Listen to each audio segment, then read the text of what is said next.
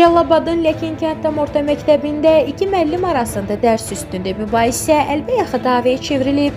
Infoplus TV xəbər verir ki, əldə etdiyimiz məlumata görə çağırışa qədər hazırlıq müəllimi Telman Mirzəyev və ibtidai sinif müəllimi Əfsun Məcidov bir-birlərinə yumruq zərbələri endiriblər. Hadisə ilə bağlı hüquq mühafizə orqanları tərəfindən araşdırma aparılır. Oxşar narahatlıq doğuran hadisə Yardımlıda da qeydə alınıb. Rayon sakini İlnur Məlikov 5-ci sinifdə oxuyan oğlunun müəllim tərəfindən döyüldüyünü iddia edir. Onun sözlərinə görə riyaziyyat müəllimi Anar Heydərov uşağın dərs tapşırığını düzgün yerinə yetirmədiyi üçün üzünə yumruqla zərbə endirib. Valideyn bildirir ki, bundan sonra övladında qorxu və nitq pozuntusu yaranıb. Həkimlər isə psixoloji zədələnmə diaqnozu qoyublar.